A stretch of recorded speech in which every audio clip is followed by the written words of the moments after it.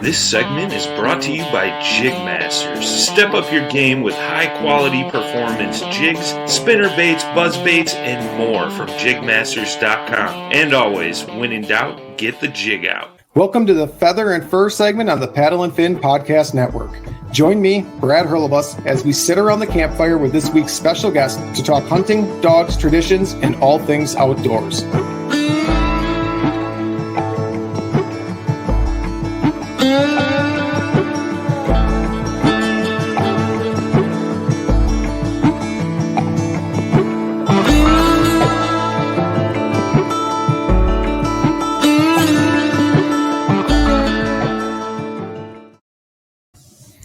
Hello, podcast world. Welcome back to the third episode of Feather and Fur.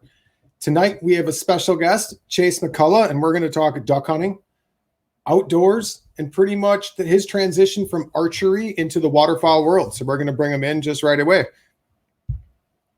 Mr. Chase, how are you tonight? I'm doing well. Thanks for having me on. I appreciate it. Absolutely. It's going to be a good... And telling you a little bit about myself. Yeah. So it's going to be a good show. We're going to touch base on some archery hunting because it's kind of where you got your start in hunting. We'll work into waterfowl and we'll talk about bringing the youth into the sport and everything else. So let's just get started with where did you get your start in hunting? Was it family? Was it self-taught?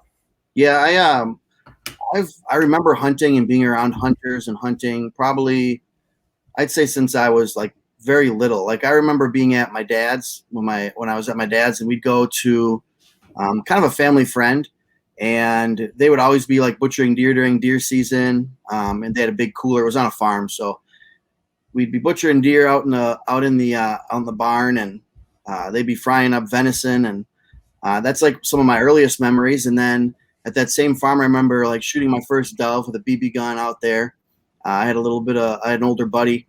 His name was Joey, and he was probably like 6 or 7 years older than me, but he would always let me trounce around with him out on the farm, and we'd shoot squirrels and doves and stuff like that. So that was kind of like my first intro to hunting. I was pretty much around it my whole life. And then when I got a little older, my grandpa introduced archery to me. I started shooting a bow. I think he got me my first bow. Maybe my stepdad got me my first like real bow, a compound bow. My dad bought me like a little recurve, those little red recurves. I don't remember what they were, but I'm sure you've seen them around. Just a red recurve bow. Shot at a target. I used to shoot that quite a bit. And then my grandpa would always be doing stuff with his archery equipment around the house. He shot in his backyard. And it's like every time I was over there, he was out shooting his bow. He let me shoot with him. So it's kind of how I got into archery. And then he took me bow hunting for the first time when I was 12.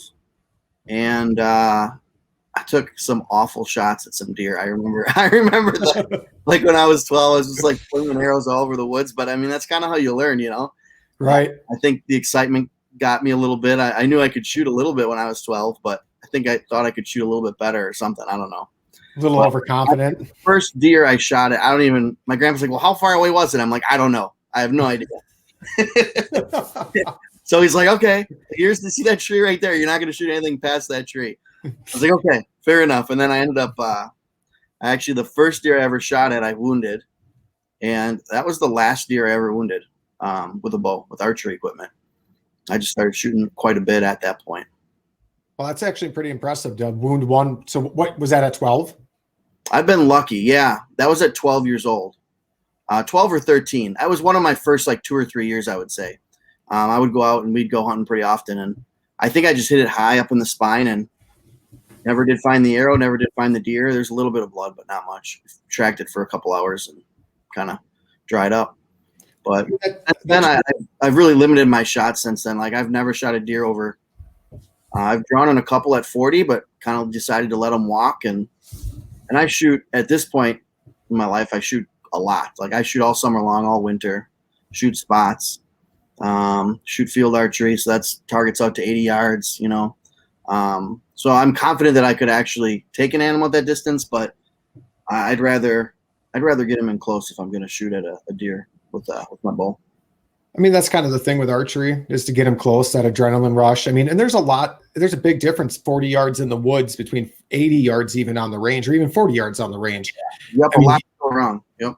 You don't have those little twigs that you might not see. I mean, there's quite a bit. I mean, 40 yards I would not feel comfortable at 40 yards with my compound bow. No, I don't shoot that much. I prefer to go chase birds, so I don't put as much time into archery as I used to. But even when I was as gung-ho as I've ever been in archery, 40 yards like that was maybe into a cornfield. Yeah, that at this point in my life, that's probably that's about the farthest I'd shoot a deer in a cornfield feeding. Sure. In fact, my sight that I run on my hunting setup, it's a 2-pin slider, so it's got 2 pins. It's got a 20 and a 30, and then I can slide to longer distances if I need to, but I've never had to move it. So, I mean, like the one time I drew, I was probably shooting more pins then, but since I've gotten this sight, I haven't even drawn on a deer over 30 yards. I mean, everybody gets a different challenge out of it, right? Yeah. I prefer, if I'm going to be deer hunting, I want them close. Like Yep.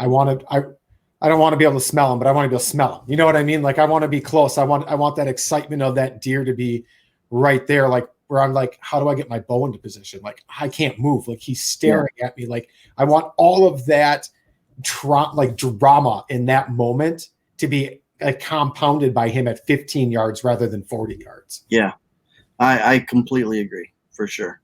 And yeah, I mean, that's the fun of it. Like that's where you see them in their element during bow season.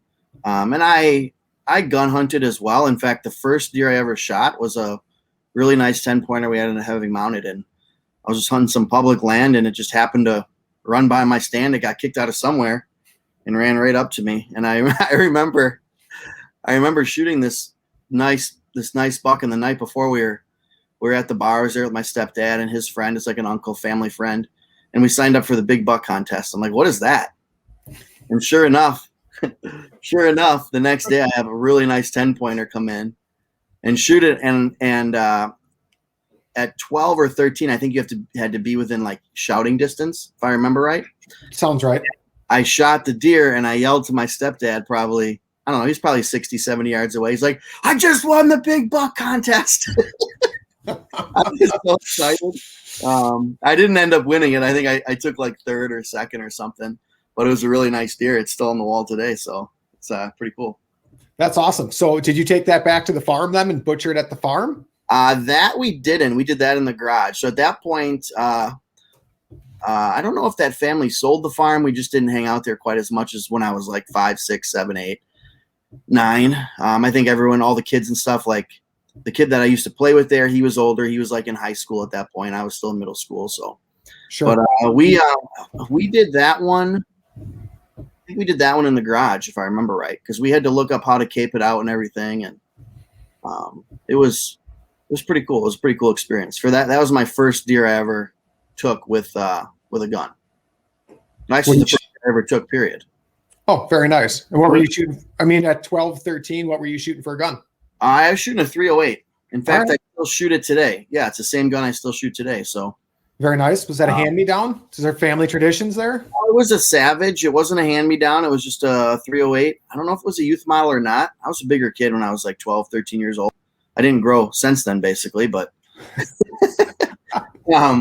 so I was probably like 5'8". So it was I think it was just a regular rifle that I used. Iron sights.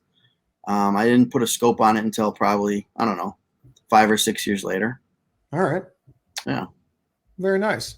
I mean, it's kind of cool. I mean, you still are using the same gun. I mean, that just brings with a lot of traditions with it. I mean, year after year of being in the woods during firearms season, carrying the same gun with the family.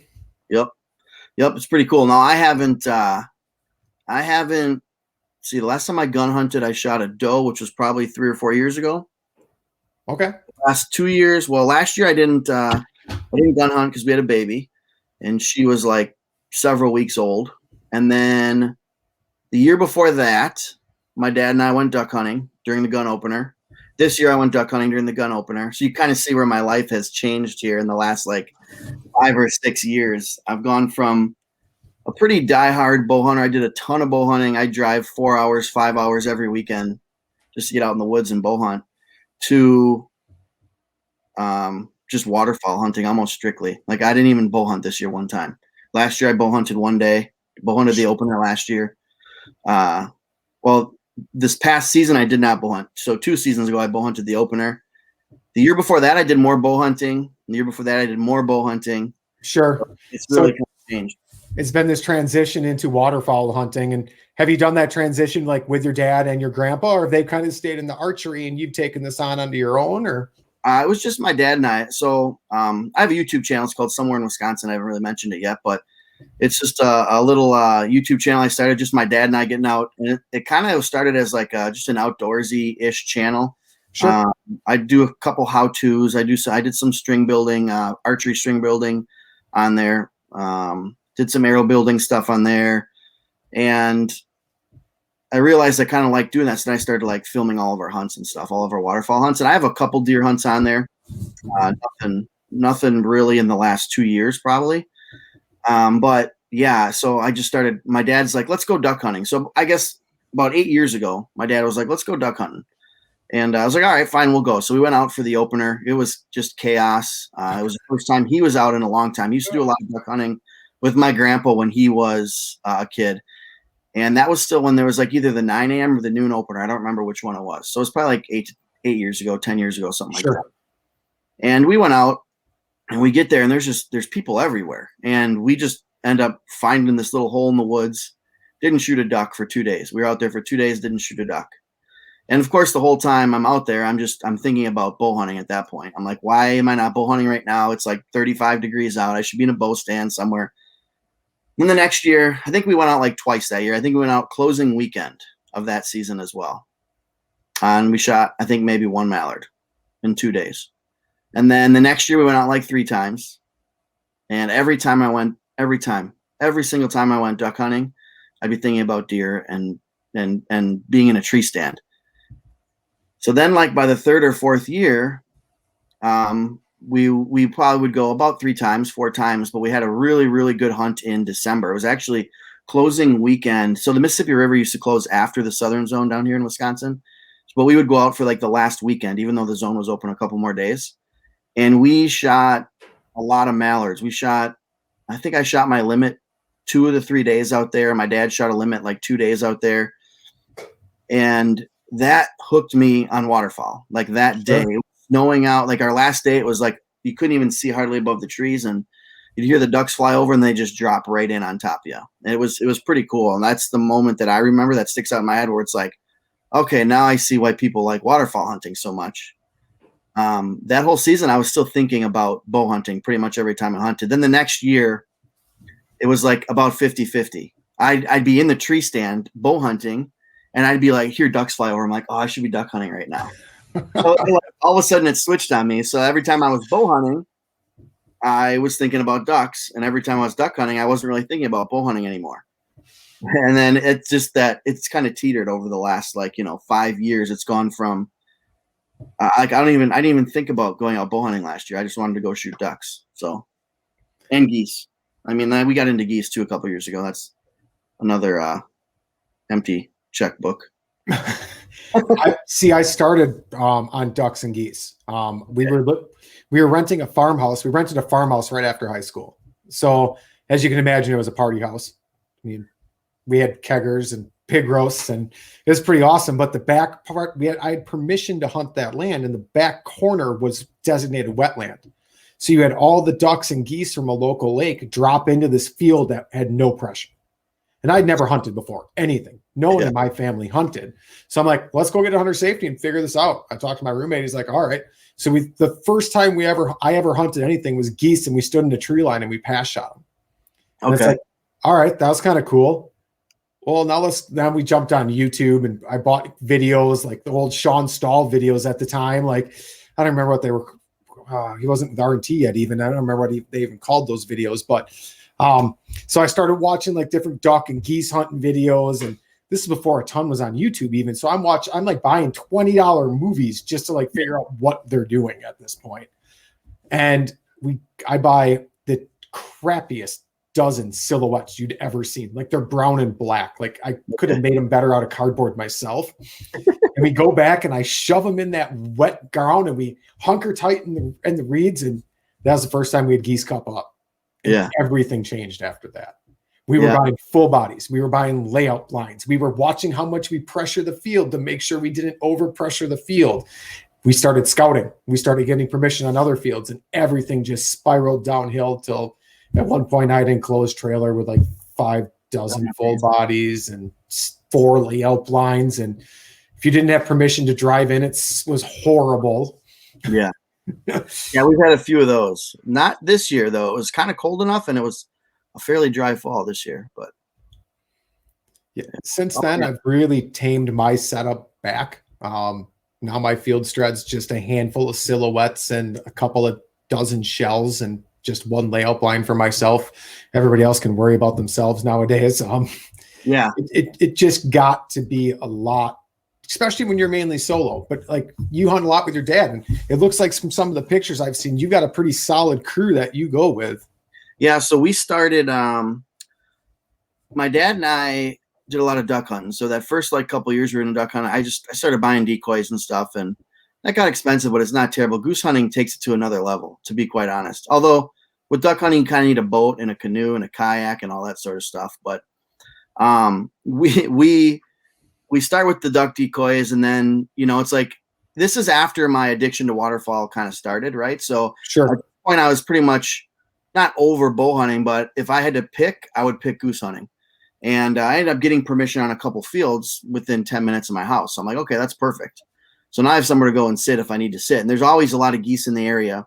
And just being an outdoorsman, I kind of knew where the geese were and where they sat just because I would kind of pay attention to it when I started to get into it. But I wasn't goose hunting. Like I wanted to goose hunt for probably 4 years before I actually started goose hunting because I just couldn't afford to start. It was expensive. So I think my first year what's half a dozen full bodies this day? Probably $200. Yeah, about $200, and I only own 12 of those. But sure. Yeah. So I bought I think probably 12 shells.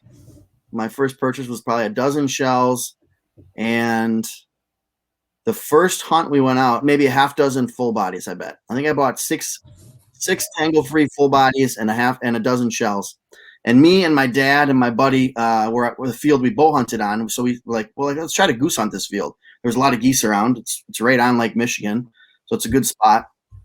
And we go out there, and they actually have a video on YouTube of it. It was like my first goose hunt. I think we shot 1 or 2 geese that night. But we were laying out in just burlap, and our we just had our blind bags under our head. Well, then the next day I borrowed some blinds from a buddy, and we shot a goose or 2. And then that winter I bought layout blinds. And then now I'm up to like 10 dozen dive bombs, which are still, and I got 18 full bodies, and my garage is packed all fall long. And I bought panel blinds, and it's just like, okay, I think I'm good now. I'm good for a couple of years. I'm all set up. My dad's like, we need a trailer. I'm like, no, you don't. Everything fits in the back of my truck. It's funny. I had to buy a truck. Because I had to put everything in there, and I had to drive in the fields, right? So I bought it in May. It's like, come on. It just spirals downhill. But it's funny to hear so many people start the same way, because the first time I ever had geese commit was that same farm field. There was an old red rusted out old baler out there. So It was December, right towards the end, but it was a warmer day with just a little bit of snow, and I had got a dozen shells for Christmas. So I threw the dozen shells out there. I threw that dozen crappy silhouettes out there. I threw on a red sweatshirt over my coveralls, and I sat against this thing, and we had geese literally, like I called at them because I'd been practicing calling a lot at that point, and I wasn't great, but I was enough to do a couple clucks in that, and they locked up from well past the tree lines, and they committed like feet down, and it was over. Like it was done. Yeah. Then it was like, oh, someone just opened the floodgates, because that's when everything changed, because the layout blinds, the full, like everything started and I still have a very special place in my heart for geese, because they just react differently to a call. Like they come from a distance. And I've seen, like, I'm not the greatest duck caller, and I've seen people work flocks of ducks, but they just don't seem to respond to me personally the way geese do. Like, it's like you can talk to a goose and have a conversation. Yeah. I feel like there's certain times a year that ducks are like that, but you got to get them fresh from Canada. I feel like that's when and that's out on the river. We can turn them and get them cupped up to come in, but it's only like when you can tell they're fresh ducks. They're just different. Like they're just the way they react to the calls and the way they turn when you hit them with a call too. So yeah, I know what you mean about the geese for sure. It's cool how you can almost always turn a goose. They might not always land and come in, but you can almost always turn them. And if you can't turn them, they at least honk back a few times, like where they're like, "Hey, like I don't like what you're saying." Right. Like they at least respond always in some way. They either honk back at you or they turn, like you said. I mean, them late season birds are hard to commit. I mean, they get a ton of pressure as well. Yep, I agree. Yeah, and well, I've had my best luck on just bad weather days for geese. For geese, that is. Like we've shot the last 2 years in the snow. We've shot, I don't know, I think I shot 3 or 4 limits just in the snow. Like we get a snowstorm and we go out and sit, and the geese just do different things in the snow. They're hungry, late season birds. Yeah, sure. So, get that good cover set up, and as long as you can keep the snow off the decoys. Yeah, and the silhouettes, it's not as hard to do that. Sure. But, you know, I like the last snow hunt of the year. It's actually the most recent video on my YouTube channel. All I put out were the silhouettes and a few shells because it was snowing pretty hard, wet snow. It was even sticking to the sides of the silhouettes. And we had a huge group of like 300 probably plus birds commit and just come on land right on top of us. It was pretty cool. Very nice. Yeah, it was awesome. I mean that is awesome. Like when you get all them birds. Oh yeah. How many guys were you hunting with? How many guys do you have in the field? My dad and I, my buddy, whose field. This is the guy I went with the first time we went out goose hunting, gave an attempt in that same field we bow hunt a lot. He had to go plow snow, so he couldn't go. He had to cancel. And my normal crew, one of them was working, the other one couldn't go, and it was kind of a last-second deal. So it was just my dad and I, just the two of us. We went out, like we decided we were going to hunt at like 11, and we were getting set up by like 1, kind of a situation. That's awesome. So that late afternoon snowstorm hunt. Yep. It started snowing. I'm like, we should go hunting like right now. And he's like, all right, I'll meet you there. Well, my buddy Kevin, he was on his way out, and then he got called in because it started snowing down there too. So yeah, it was a good hunt, fun hunt. I wish we had more guys because I could have shot a few more geese that day. And even if we were there earlier, they were landing in our decoys when we were parking our trucks. We had 2 groups come and land in our decoys. So we were actually like probably 40 minutes late, I would say. Sure. Yeah. And that was towards the end of the season? That was like the second to last day or third to last day. Maybe it was like we got some snow in early January, so it was right around then. I think probably around the New Year. So that was the late season then? It might have even been New Year. Yeah, it might have even been New Year's. Might have been New Year's Day or the day after. I can't remember. Very nice. During Lake Goose, yeah. How was your season then? How was your duck season? It was good.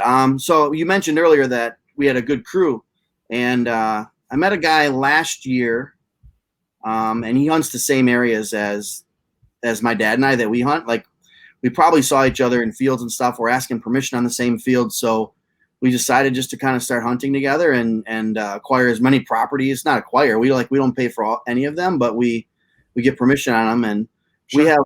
we have quite a few fields around where we live that we can hunt. We almost always have birds to hunt, and if we don't have birds to hunt in a field, we have birds that we can try to traffic. Right. So we had a really good year locally. Started with teal season. I did a lot of scouting for early teal season.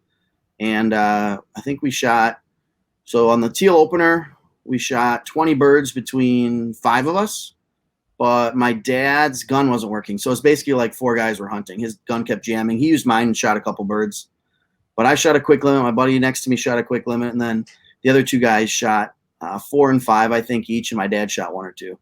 Very nice. And then we had our second teal hunt, which was on a Saturday. Nobody was in the marsh. Nobody. And we shot a 3-man that day. Wow. And that was of teal. So we shot 18 that day. That was a fun hunt. That's on my YouTube channel. Both of those are on my YouTube channel, actually. Some of my favorite 2 hunts of the year. And then we had a couple good goose hunts early season.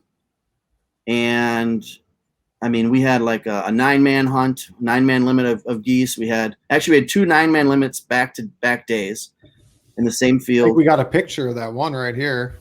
Yeah, I think that was, which one was that? I think that was our first or second day. So we had a 9-man there, and then we had the next day we shot a 9-man. And actually the night before this hunt right here, the Friday night before, my buddy calls me after work and says, or actually Thursday night we were scouting. We were scouting this field right here, and we saw a bunch of wood ducks working another field. And I think I sent that picture of wood ducks to you too, possibly. You did. I'll throw that up real quick. Yeah. You can see whoever's in the center right now is holding at least one wood duck in their hand. Yeah, we shot 2 that day in this field, but in another field pretty close to here, we ended up shooting, I think we shot 9 wood ducks in like 12 minutes, something crazy like that. And we were just standing in a cornfield. They were coming into the corn. Yeah, that's it. We shot those in like 9 or 10 minutes. That's crazy. And they were decoying. They were decoying right 10 yards in front of us. And unfortunately, I had my GoPro. I didn't actually film this hunt because my GoPro was on like time-lapse mode or something. And it was just taking really fast pictures the whole time. So it was kind of a ruined hunt as far as that's concerned. But it was a really, really fun hunt. I actually forget about it a lot because I didn't make a video on it. Sure. So that weekend we shot a 3-man of wood ducks. We had 4 guys. So we shot 3 of our 4 limits. And then the next day we shot a 9-man of geese. And the day after that we shot a 9-man of geese. Of all the years I field hunted, wood ducks in a cornfield is nothing I've done. So us either until this field. It was crazy. There were so many wood ducks, and I have a little video footage from the night before scouting the field. They were just flying all over it. There had to be like 100+ wood ducks just working this field and landing in it and everything. Well, it turns out another field I have permission on. We were there one night, and as we're picking up our goose spread, there's wood ducks coming everywhere, like 75 probably. We're working this field. So the next weekend, we go out into that field, and we shoot 7 wood ducks in 2 minutes, I swear. It was like right as legal shooting time started, all the birds came at once because the wood ducks come really, really early. I'm sure you know that. You Agreed. Duck. And they came right at first shooting. In fact, we had like 20 land behind us about 2 minutes early. Then they got up and flew around. And then it was like bang, bang, bang, bang, bang, bang, bang, bang, bang, bang, bang for like 2 minutes. And we shot 7. We should have shot, there's 4 guys there. We should have shot our 12, but I think I shot 2. My dad shot 3. My buddy Tom shot 2 or 3. And then his buddy shot 1 or 2, I think. He was a new hunter, so he didn't really know what the heck was going on. Right. He's like, all of a sudden he's just like, flock shooting, can't figure out how to pick a bird. No way was his head down. There's no way his head was down to see that many birds coming in. Yeah, and well, I mean, neither. We were just like kneeling in our blinds. It was still pretty dark out when it started, just because it was really dark early season for some reason. It was a cloudy day, maybe, I don't remember, but it was pretty dark out yet. Like I couldn't make a video on that one because the footage was all like dark. It was pretty Sure. black. Yeah, that was another fun one. So that was all right around our house there where we shot all those geese. So most of our field hunts on the YouTube channel are all local hunts. And then all of our water hunts, public land water hunts, were in the boat. Typically that is out on the Mississippi. Our teal hunts were local. I live in Southeast Wisconsin. All right. What are you running for a boat? We just got a little 30-horse Johnson and a 1648. All right. And then we got a 14-footer that we use not that often, but if it's a shallow marsh, we'll use it. Sure. A little 8-horse on it. That was our second boat. So when we went teal hunting, we actually took both our boats out because I took the guys that I did a lot of hunting with this year, the field hunting, the guys around here had a lot of fields and stuff. I took them out teal hunting. So we just took both our boats out. My dad took one, I took the other one. And we camped out in the marsh overnight to make sure we got our spot, which I scouted, I think, 3 times. And here's an interesting thing about teal. You know this about teal, but first time I scouted it, there weren't that many there. There was maybe a half dozen that I saw on the spot. It was about 2 weeks before the opener. Then the weekend before the opener, there was probably 100. And then I scouted it midweek before the opener, and it was like, okay, it's loaded. There was probably 1,000 in there. And there was a lot of boats around, and not a lot of people did great that weekend, but I think we shot good. Our group of there was me, our group of 5, and then Max and his buddy, they shot, I think they shot like 8 or 9. And then we had another group of 3, and they shot another like 10 or 11. So we did pretty good as a group. We kind of shared intel on the marsh and all kind of decided where we were going to sit and Sure. hunts. kind of able to lock a little larger area down because you could spread out and kind of set up how you wanted to before other people got in there. Yeah, and the thing with our spot too is these big mud motors, they couldn't get in there. The marsh was down so low, so it was a lot of work to get back to where we actually sat. It was probably at least a quarter mile through muck and mud. My dad's 65. He was a trooper. I don't know how he did it, but he did it. And he had to haul the dog stand. We had a sled we pulled some stuff back in there with, but I mean, it was like, it wasn't muddy really. It was a solid bottom, but it was so weedy that you had to pick your feet up real high. Got it. Quite a long walk to get them out of the weeds and stuff. Got it. But that is one thing of everywhere I duck hunted this year, nowhere had a solid bottom. Like this was the year of like, you weren't waiting for me. Like every spot I scouted that was like, just like going to be a great spot or was a good spot. It was like endless muck bottom. It's like, I don't know, 2 feet of water and just infinity of mud. Yeah. Where you're like up to your waders, right? And water. Yeah. It's only this much water. Yeah. And then now you hunt out of that little like layout setup, right? I hunt out of a new canoe pursuit now. So it's a one-man skiff, not a skiff, but it's a one-man kayak, but I have a layout blind on it. And you have a motor on it? I do run a mud motor as well. Yeah, that thing looks fun. It is fun. I mean, it's got its pros and its cons. I can't take as many decoys. But I can get into smaller water where I don't necessarily need more decoys. Okay. It hides really. What was that? You use it to scout a lot too? No, only because duck hunting isn't a huge passion of mine anymore. Okay. I have used it for scouting. I got out of duck hunting because I had no one to duck hunt with. And if you do duck hunting alone by yourself long enough, it gets old. Yeah. Like picking up decoys, all the scouting by yourself. Yeah. All the work. And I love upland hunting. So it's like, am I going to go do all the work for duck hunting, or am I going to grab my dog, drive 2 hours and go chase grouse? I'm going up 2 hours away to chase grouse. Okay, cool. But I will scout more this year as I have more people that are interested in hunting with me and that are also willing to scout other areas. That's the key is like, that's what's cool about the guys that I started hunting with this year, Tom and my buddy AJ. And then my dad, he kind of scouts out where he lives, which is about 45 minutes from me. So he kind of hits his area up, and we have permission on a few fields out over there. And then Tom and AJ have spots that they scout, and then I scout around my house. So it's like we always kind of have a good idea of what the birds are doing. You know, we can each go scout for 30, 40 minutes, and it's probably 3 hours of scouting because we're all out doing it, you know? Right. Yeah, and it saves wear and tear on your truck. It saves the cost. I mean, it just reduces expenses when you have more people in the game. Yeah. Yep. And that's what's nice is like it's a pretty even like split as far as like none of us feel like we're working harder than the other guy, or it's kind of nice. I like it a lot, you know, having just a crew around you that, you know, can kind of work together. Otherwise you're fighting over fields and trying to beat people there, and it's not worth it really, because then it's more stressful than it is fun. I agree. That, or you're putting in all the work yourself and start doing field hunts by yourself. That really gets old fast. I've done that before where it's like, I don't even want to set more than 2 dozen decoys because especially this was back when we had a 2-bird goose limit. Like in regular season, it's like, I am not going to go out and set 3 dozen full bodies by myself to shoot first 2 birds that come in. Yeah. And you could double on them and be done in 2 minutes. It's like, right. Yeah. Right.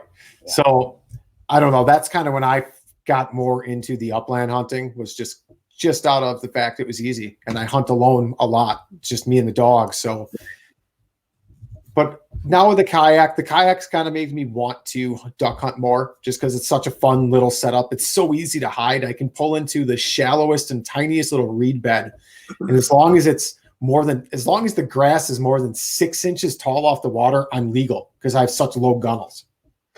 Oh, is that the rule? You don't have to be a certain height above the gunnel? They have to be as high as the gunnel. As high as the gunnel, I got you. And on one side of the boat, because that used to be really weird in Wisconsin, where it had to be 50% concealment on something. It used to be really weird, and now it's simpler. I believe the law is it has to be as high as the gunnels on one side of the boat. Yeah, that's awesome. I mean, if you can get into spots like that, and because you can hunt where guys can't hunt. Exactly. You know, just guys can't get in there. So right. you get to sit in those spots. And I can use the mud motor to run longer distances. But the great thing is my kayak paddles so well if I want to just toss it in the side of the road, and even if it's a half-mile paddle, I mean, it paddles so well, I can strip the motor off, run ultra lightweight, and if I have to drag it or launch from a dike or anything, I can. It's super simple. That's awesome. Yeah, that's cool. It looks like an intriguing setup for sure. I think I saw some videos and stuff you posted in the Facebook group a while back, maybe. Yeah, because you have your own Facebook group. Yeah. So Max and I, we have a Facebook group called Midwest Waterfowl Flyway, and it's just a waterfowl group, and we just try to share our waterfowl experiences in there, hunts. Sometimes we'll post some tip videos. This hat right here is a Midwest Waterfowl Flyway hat. But we just started it because I have the YouTube channel is called Somewhere in Wisconsin, so I kind of wanted to expand I feel like it's limiting. Like, no one's going to want to wear a hat that says Somewhere in Wisconsin unless you're living in Wisconsin or you have some sort of tie to Wisconsin. Sure. Like my Minnesota buddies aren't going to wear a Somewhere in Wisconsin hat, and they're my buddies. Right. If I'm going to ever like sell sweatshirts or hats or anything like that with the channel, so I started the Facebook group just to try to expand that reach and get more people in there and just kind of like I don't like a lot of the Facebook groups because they get very negative. A lot of times they can. So I just try to keep that out of the group and just run the group as clean as possible, just in case, we got kids in there or something like that. But so yeah, that's kind of why I started that Midwest Waterfowl Flyway page. I will definitely say it is a very cleanly run group. You don't allow spam. I mean, even from like as simple as like just people dropping links to here, watch my video. Like you want an explanation behind it. Like even myself, I rarely will. I'll post some videos in there if it's like a really good video or I thought it was a really good hunt. More often than not, I'll share pictures in there, or I'll just share like some authentic content that's just like for Facebook, where I upload it to Facebook and I'll post it in there. But I try not to spam it with YouTube videos, or like a lot of times you get business pages trying to post in there. We don't let any of that happen. So we kind of keep that stuff out of there. Now, like, let's say, for example, if you wanted to post, you said you're with New Canoe now. Correct. Right? Say you really like a product, we would let you like tag a post with regarding New Canoe in there, like my awesome New Canoe, and then it gets tagged, but it's got to be from like your personal account type of right, thing. Right. You're not allowing businesses to post. You would allow me to post a picture of my setup and say, I'm killing it out of my New Canoe pursuit, which gives New Canoe some recognition, but it's also focused on not New Canoe specifically. It's me and my hunt, not me just throwing, here's all my sponsors. Right. Exactly. Yep. And that's true of too. Like we had a giveaway in there this year that someone gave away a goose call.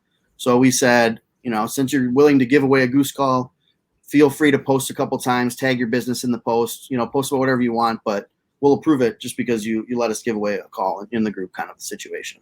So sure. Yeah. So we started that. And then the YouTube channel, that started as I did a little bow hunting in there, did some DIY stuff. I build all my own bow strings, do all my own bow work. So there's a little bit of bow like archery tuning videos in there. Those have done really well. And then mostly waterfowl. I did a lot of waterfowl this year. I think I put out like 20 videos this year on the YouTube channel. Yeah, and I mean, I hunted a whole lot more than that, and I try not to put out a lot of my duds. If I get skunked or something. Some guys do it. Sometimes I do. Sometimes I don't. Like there's hunts in there where I only shoot one bird or two birds. But for the most part, I put our bigger, better hunts in there, and I don't want to put out like necessarily boring content, so to speak. So I just try to keep the videos around 15 minutes. And it started because my grandpa hunted the same area out on the river in the Mississippi where my dad and I kind of started hunting. So we started hunting out there, and he wanted to kind of see like where we were hunting and what it looked like. So I started doing like some little videos, and he liked watching them. And then all of a sudden they took off. And right. I think after our first year posting videos, like in fact, my opening day video, the very first video I ever made, it has like 40,000 views now. I got a lot of them like that first week of the season. I was not expecting that. I just made a little video for my grandpa, and I talked about the channel a little bit and kind of what I want to do with it. But I was really surprised that it did so well. And then it kind of turned into like, let's just try to see what happens with this YouTube channel. So that's kind of where I am now with it. I posted for fun, a lot of stuff for fun, but I like doing it too. it's time consuming hobby. That's for sure. Yeah. Me personally, you won't see me editing video. Like that's nothing. I mean, short of a 15-second reel on Instagram or maybe a 1 minute long post, that's about as far as I'm going to go. Yeah, I hear you. Yeah, I enjoy it. You know, it's harder when you have more cameras. Like the first year we had 1 or 2 cameras. Now it's like I have a head cam. I have a behind the blind camera. My dad has a head cam on. I have like a vlog camera just to share some stuff from the hunt and get some extra footage and stuff to cut in. And it can get time consuming when you have a lot more footage. I can only imagine that, and just trying to get the timing right and everything else. I mean, you add another camera, it's just got to be exponential on how much more work it takes to edit. Just to go through and take out what you want. A lot of times I'll use the audio from like my dad's head cam and I'll put it over the video of whatever video is playing. So then you have both of our audios in that. So that a lot of times I just use the audio from his. I could use a recorder too, but it's nice when you can sync the video up. Sure. That's pretty awesome. Yeah. I enjoy it. Well, let's talk about you. You get your grandpa and your father got you into hunting, and now you're getting your son into hunting. Yeah. Yeah. He's 5, and he used to watch a lot more like duck hunting videos and stuff. When I would post them, he'd always come on. He'd want to watch them, but he likes coming like right when I get home and I'm just looking at the footage. He'll come and watch that footage a lot, and like if there's something funny that happens, he cracks up. He likes it. He goes scouting with me a lot in the fall for goose around the area here when I'm driving around. So we'll just go cruise around town, look for geese. Sure. And so he's interested in it, but he's not like hooked on it yet. I took him out this year, little field hunts. Actually, the field we shot not all those wood ducks for the picture you saw, but the other one we shot a bunch like right in the morning, right away. Okay. And, I was sitting in a little water hole with them, and this is like a spot 2 minutes from my house. So it was easy enough. My wife dropped him off after we were all set up. He was out there for a couple hours.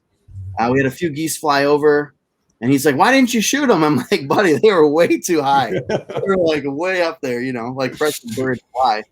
And he was kind of bummed we didn't shoot anything. But, you know, you bring out snacks. You bring out his Gatorade and candy, and he's throwing corn stalks and picking corn and stuff. So it was a fun time getting him out there. I look forward to getting him out more. Sure. It can be hard because of the attention span. It's like if you're going to take him out, especially on a goose hunt, it's got to be something that worst case scenario, the wife can come and get him if she needs to. So. Makes sense. The nice thing, at least with waterfowl hunting, is you don't have to be quiet. Yeah, exactly. You have to sit still. I mean, he can go run around the cornfield and throw leftover corn stalks at decoys. I mean, as long as they're not silhouettes. I mean, if you got some heavy duty like Bigfoots, I mean, he can go throw corn stalks at him. It's not going to hurt anything. And he kept picking corn kernels off the cob. And then, so these are those little tangle-free Solo 360 blinds. They fold up right around you. So my dad and I each have one, but he was picking the corn kernels off and he was throwing them over. And he was hitting my dad, and my dad didn't know what it was. He's like looking around for like 10 minutes, and Beckett's over here in the blind, like, "Did you see that?" He's cracking up. It was pretty funny. That's awesome. That's a nice thing. Like that's like, it took me a long time to actually start to like deer hunting because I couldn't sit still and I couldn't be quiet. Like I always, every time for gun season, I'd just be sitting there like, I'd rather go duck hunting. Like this is like there ain't nothing to look at. And granted, I hunted northern Wisconsin, which doesn't have a huge population of deer. I'd see like 1 or 2 doe, and I never saw a buck the whole time I was up there. But I'd be sitting there the whole time like, I'd much rather be duck hunting. I could be sitting here playing on my phone, or I don't know. We'd be sitting there drinking coffee, smoking grape cigars. I mean, that's always a tradition in the duck blind for us. Yeah. My dad smokes some cigarettes, but I don't smoke any cigars or anything.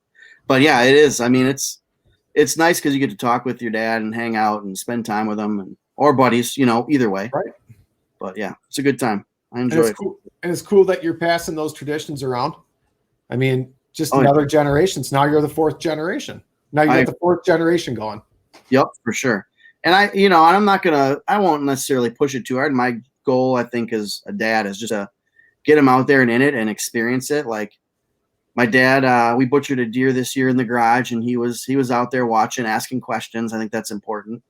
Every time I bring geese home, he's asking questions about them. He wants to hold them.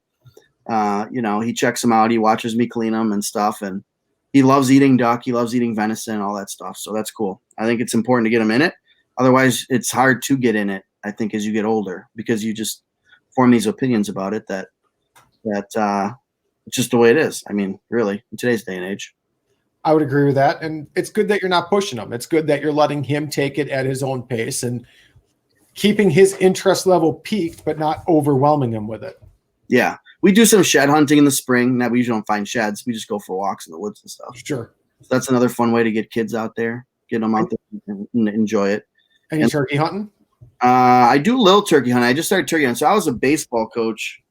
I retired from coaching baseball 2 years ago. It was so busy. I was gone every weekend from basically April 1st to mid-July. I was on the road somewhere with my U12s, U13s, U14s, just depending on what year it was I was coaching.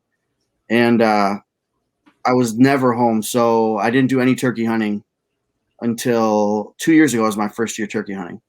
I walked a lot. Did not kill a bird. I don't even think I got close to killing a bird my first year. My first year I had some birds scouted and I had them pegged. I would, before work every day, I'd go and not every day, but every few days I would go and just hoot and call at them. And there was a bird pegged. I had him pegged in a tree for 2 weeks. Every morning he was in the same area. Well, when it's my season, guess what? I go in there. It's dead silent everywhere. There's no birds anywhere. It's like they're all gone. And I was like, what is going on with this? Well, then last year, similar situation, same piece of public land. And this is public land hunting and stuff. And I have a bird that's making noise in there. Same area. It's probably the same bird, to be quite honest. I think he's just smart and he knows how to survive. And 2 days before my season, I go in there. It's like midday. And I just let I think I just started scratching, or I can't remember what I was doing. I was just making noise with the turkey call, and all of a sudden the gobbler fires off 150 yards off the parking lot. I'm like, what is going on? And then he's coming closer. I'm like, okay, I gotta go, because it wasn't my season yet. My season opened like that. I think it was open on Tuesday or Wednesday or something. Okay. It was like the Sunday before. On a Sunday before my season opened, this turkey was going wild 100 yards from the parking lot. And then when it's time to go kill him on Wednesday or whatever day it is, he's nowhere to be found and silent. It's like, come on, dude. Crickets all around. Crickets. Got a little closer last year. I filmed a nice turkey hunt with my buddy on a golf course. It's a bow only area. So it was a bow hunt, run out of a blind, and the golf course was shut down last year because of COVID. Okay. So we were turkey hunting this. It wasn't cut. It was like an abandoned golf course almost. It was pretty cool. And he shot a nice time with his bow in there.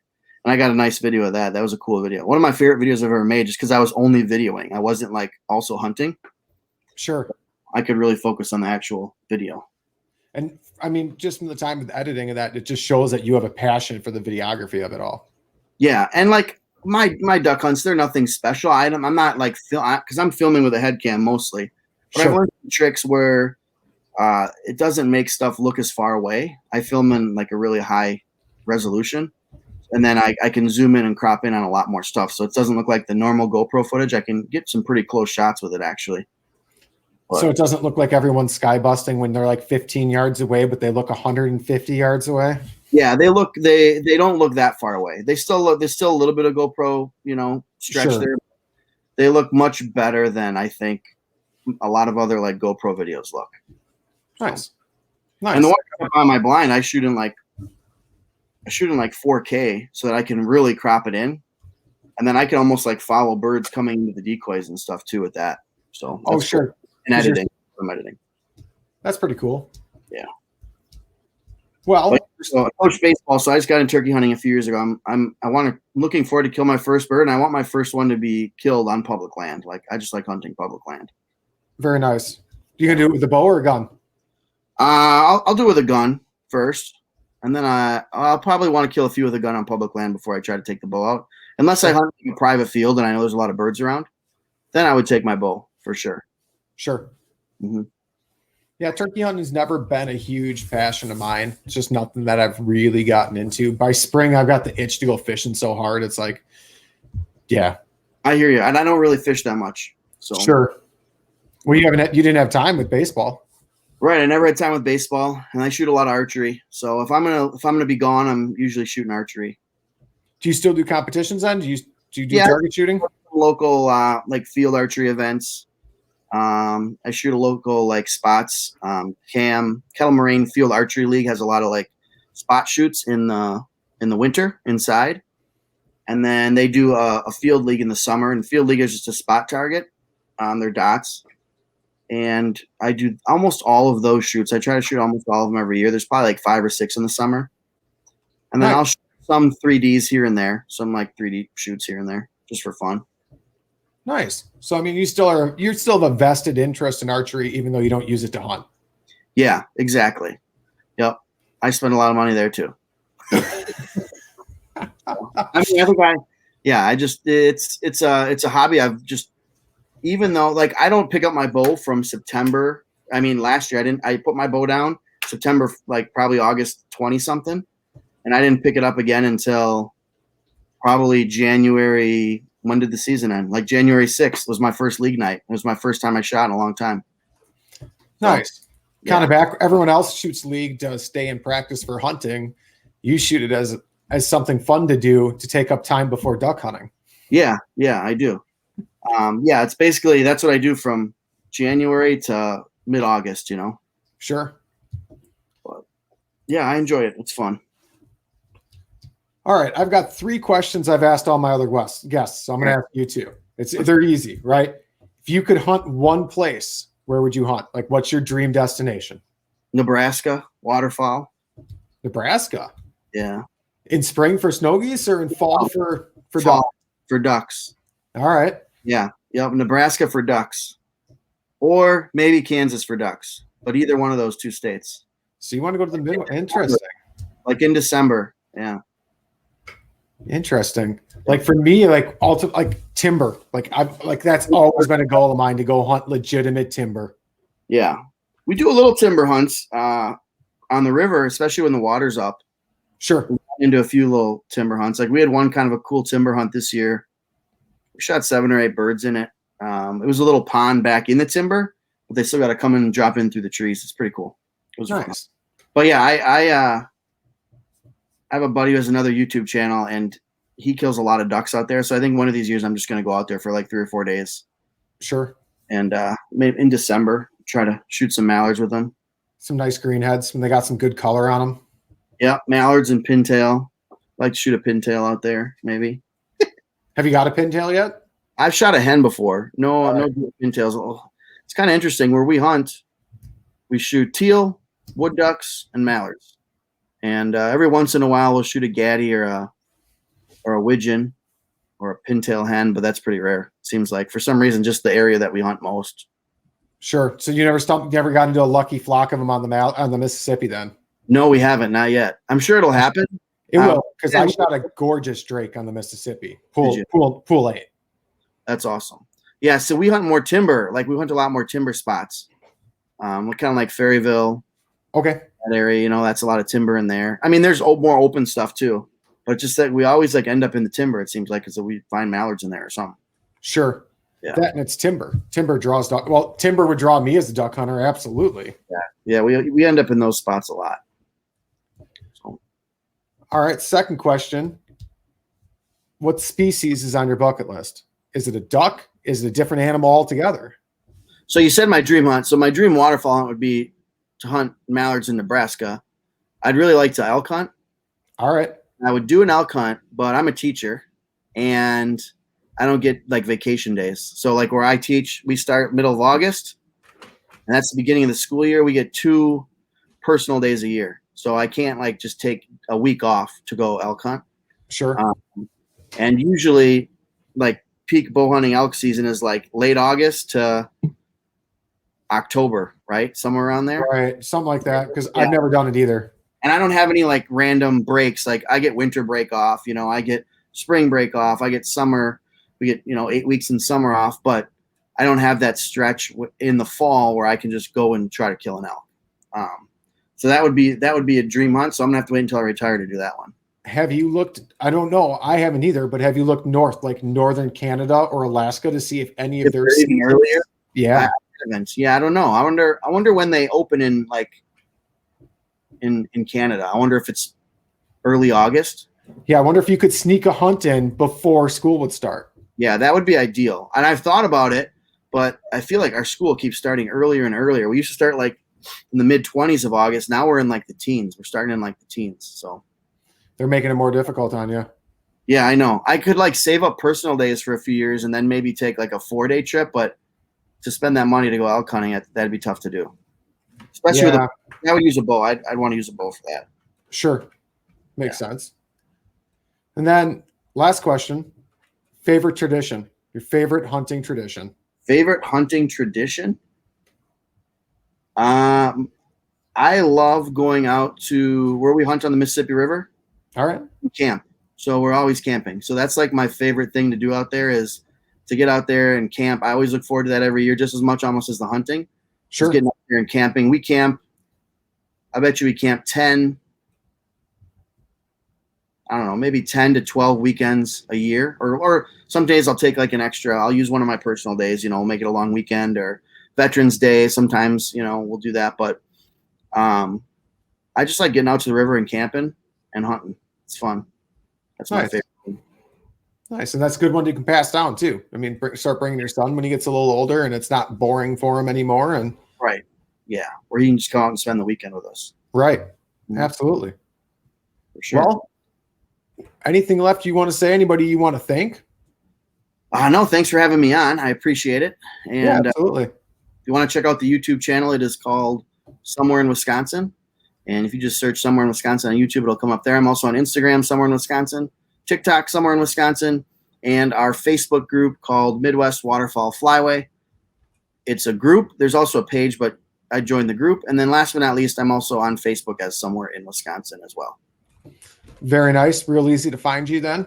And then if you're on TikTok, I saw that video of them geese dropping in with you guys popping up. That is something to go look up. I mean, that video, that little 10-sec, them are the videos I can get behind, man. That's got my attention span. It's just perfect.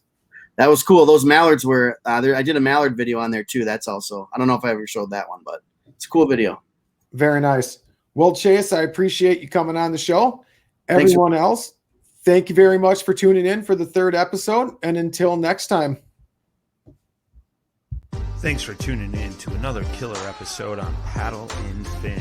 Don't forget to go check out our website at paddle_and_fin.com. Don't forget to check out the YouTube channel at Paddle and Fin. If you got a question, comment, want to hear from a future guest on a future episode, feel free to email us at paddle_and_fin@gmail.com. Don't forget to follow us on social media at Paddle and Fin on Facebook and Instagram. Shout out to our show supporters, Angler. The Angler button and app just makes for a better time on the water and creates a virtual logbook for every fishing outing out on the water. Shout out to Rocktown Adventures, located in northern Illinois, for all your kayaking, camping, and hiking needs. Shout out to Jigmasters Jigs. When in doubt, get the jig out. Go to jigmasters.com. All right. Hold on one second.